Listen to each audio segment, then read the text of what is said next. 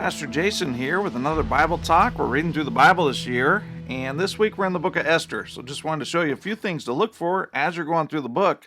Remember a little bit of the context. Israel is in exile. Babylon had come down, defeated Judah, taken a lot of them into exile, into Babylon. Later, Persia would come and wipe out and conquer the Babylonians under Cyrus the Great. And he would send some Hebrews back to Jerusalem. Some still stayed up in Persia, and that's kind of the context here. You've got this ethnic minority living in Persia, and there's this woman named Esther there, someone who's related to her named Mordecai. The book of Esther doesn't have the name God in it, which is fascinating. It begs the question, is God absent? And you're going to see that theme here. But you're going to see the providential hand of God working through all these so-called coincidences, right? God's people are foreigners in the land. They've got all these forces working against them. And the question of the people, I'm sure, is where's God? Is God still working? You ever thought that?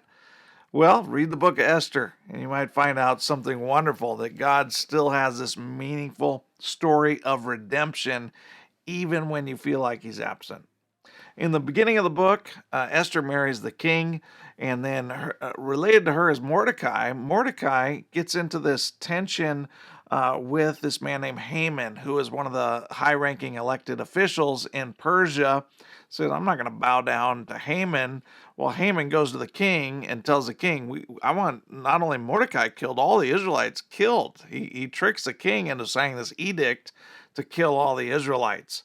And so in chapters 6 and 7, all this action and tension come to a climax because Mordecai and Esther say, how are we going to tell the king about this plot to kill us?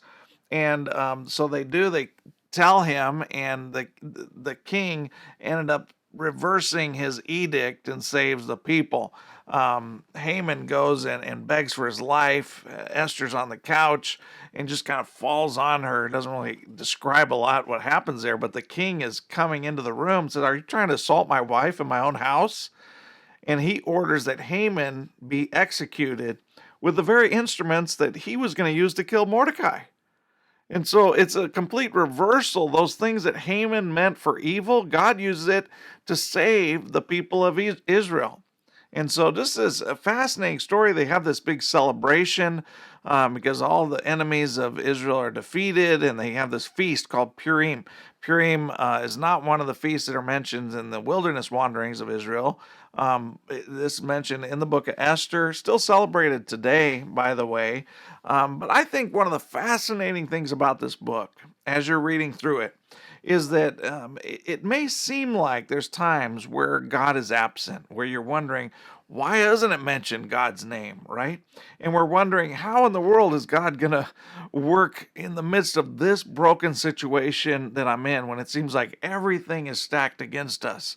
In those times when you think God is absent, those are the times when God is working most powerfully and present in your life and working his plan of salvation for you. And sometimes those plans are strange and mysterious, and we do not understand them.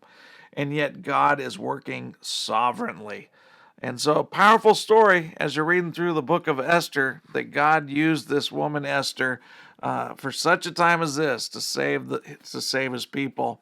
And God's working in your life too. Hope you read the book. We'll see you next time.